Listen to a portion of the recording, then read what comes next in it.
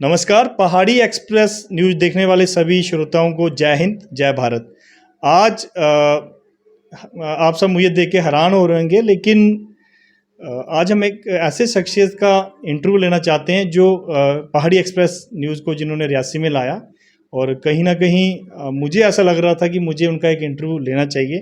तो आज हम आपकी एक ख़ास शख्सियत से वाकफियत कराने जा रहे हैं, जो पहले सेना में अपनी सेवा बीएसएफ में दे आए और अब सोशल वर्क और फिर मीडिया का इन्होंने चयन किया और लोगों के दिलों में जुड़े। और पहाड़ी जो हमारा एक स्टेटस है हमारे जेएंडके का, उन्होंने इसको नाम दिया। तो सबसे पहले मैं आपका पहाड़ी एक्सप्रेस न्यूज़ में स्वागत करता हूँ। बहुत बहुत धन्यवाद जी।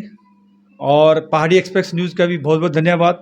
जितने भी हमारे श्रोता हैं, जितने भी हमारे लोग हैं, जितने भी हमारे जो नहीं भी जुड़े हैं, जो व्यूवर में नहीं भी करते हैं, लाइक करते हैं, उनका भी हार्दिक स्वागत करते हैं इस पवित्र पवन जो नवरात्रे हैं। सबसे पहले आपसे मेरा एक सवाल रहेगा। आप सेना में अपनी बीएसएफ पैरामिलिट्री फोर्सेस में सेवा दे के आए, सोशल वर्क भी किया, मीडिया भी ली, कहाँ से लाते हैं इतनी एनर्जी? आप क्या ऐसा आप में आपको एक प्रेरित करता है कि आप ऐसा काम करो? देखिए रमेल सिंह जी, हमें प्रेरित सिर्फ ऊपर वाला करता है। जो गट्स होते हैं, जो खाता है, जैसे सोचता है, जैसे करता है, वैसे ही होता है। तो इसलिए हमने सेना में भी 32 साल सर्विस किया है। जब भी हम सर्विस के दौरान, जब भी अभी यहाँ आए, 32 साल सर्विस जिसको बोलते हैं, 3 साल हो गए, 35 साल हो गए मुझे आए हुए। जब भी हम किसी को बोलते हैं ये 35 हो गए, तो कोई बिलीव नहीं करता है। ये ऊपर गॉड गिफ्टेड है। ये मेरे बस की बात नहीं है कि इसका मैं कोई उत्तर दे पाऊँ, जवाब दे पाऊँ। कहाँ तक आप मानते हैं कि सच्चाई के रास्ते में चलना चाहिए? क्योंकि आज की जो पीढ़ी है वो, और जो आपका आज का सिनेरियो है वो कहीं ना कहीं आपको आपकी सच्चाई को किस लेवल तक पहुंचाता है, और कहाँ तक आप काम करने में आगे बढ़ते हो? मैं सच्चाई को ले करके, बोल करके टारगेटेड हो गया हूँ। क्योंकि कहते हैं कि इस धरती के अंदर जाति सिर्फ 2 ही होती हैं। जाति सिर्फ 2 होती, स्त्री और पुरुष। धर्म सिर्फ एक ही होता है, वो इंसानियत का। बाकी पखंड और धंधा है। इस पखंड और धंधे को लेकर के मैंने सबसे पहले लीडरशिप को चुना। लीडरशिप को चुनने के बाद देखा मैंने, वहां तो इतना पखंड और धंधा है, जबकि ना जाने में किस किस का नाम लूं। अभी मैं इस धरती के अंदर, डिस्ट्रिक्ट रियासी के अंदर भी इतना धंधा और गंदा करप्शन को लेकर के। फिर मैंने देखा कि मैंने इसको अलविदा कह दिया और ये प्लेटफॉर्म चुना, मीडिया का प्लेटफॉर्म चुना।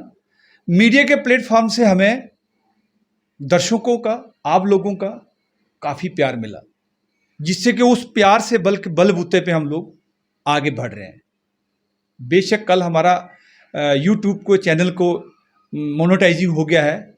ये मैं उन दर्शकों का, उन व्यूवर का, मैं बोला केक काटूंगा एक दिन। जो इस वक्त तक मैंने एक रिपोर्टिंग किया था मुख्तार मुस्ताना जी का, 67,000 व्यूवर हमारे साथ चैनल के साथ जुड़ गए हैं।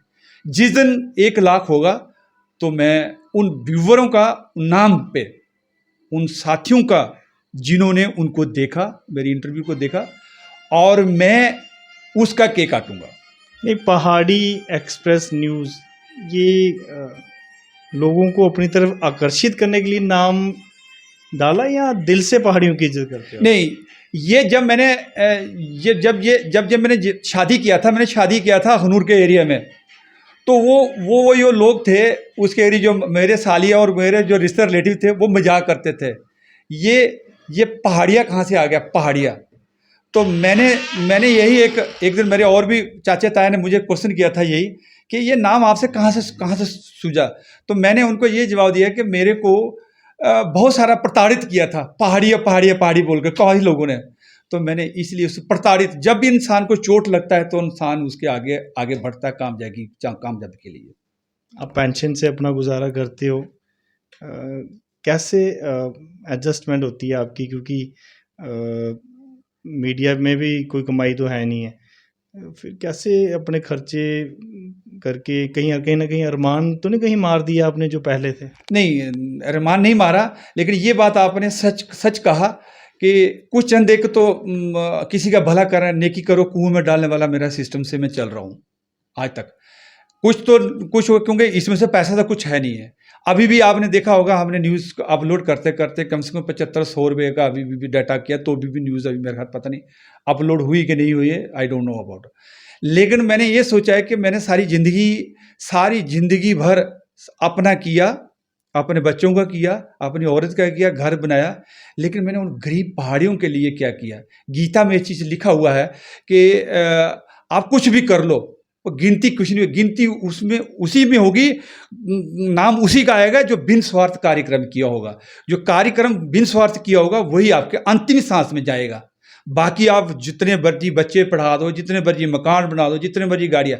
हाँ, ये बात आपने सही बोला कि गाड़ियाँ, मैं नीचे बहुत डाउन अर्थ में काम करता हूँ। डाउन अर्थ इस वक्त मेरे को ड्राइवर से लेकर अगर मुझे नरेगा की दिहाड़ी भी लगाना पड़े तो मैं वो भी लगाऊँ। लेकिन ये जो आपने जो देखा है, इससे वर्ग मुर्ग को अगर मुझे आज तक मैंने व्रत रखा है, मैं सच बात कह रहा हूँ, आज तक मैंने 1 रुपया भी किसी से अगर लिया होगा। आज मैं जम्मू से यहाँ रियासी में आया तो भी 1200 रुपया गाड़ियों का खर्चा करके यहाँ मैंने बहुत सारी रिपोर्टिंग किया, बहुत सारा लिया। अभी 2-3 दिन तक वही चलता रहेगा शायद।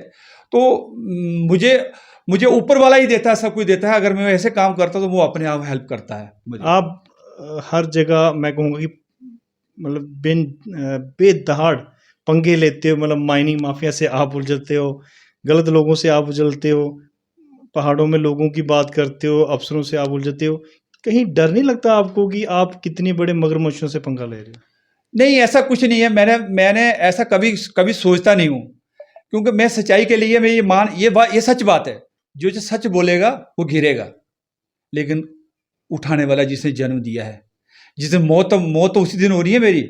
मुझे थ्रेट बहुत आई, माफिया से बहुत थ्रेट आती है मेरे को, तारिक भट्ट को बहुत माफिया से मुझे थ्रेटें आती है, लेकिन हम डरते नहीं हैं। डरते इसलिए नहीं कि जब हम बॉर्डर में रहते थे इतने गोले चलते थे, इतनी शेलिंग होती थी, जबकि हमारे, मैं क्या बोलूं, जब श्रीनगर में हम थे, आई ड्यूटी के अंदर थे, 7 साल हमने वहां पे इतनी गाड़ी का ब्लास्ट हुआ था मेरी, तो जबकि मेरी तार से ऊपर से 15-20 फुट से ऊपर चला गया था। मैं अगर वहां नहीं मरा तो ये लोग क्या मारेंगे मुझे, ये क्या थ्रेट देंगे, क्या अफसर क्या करेंगे? हम कोई ऐसा शब्द यूज करते नहीं। अगर कोई गलत लगता है तो हमारे पास पूरा एथेटिक प्रूफ होते हैं।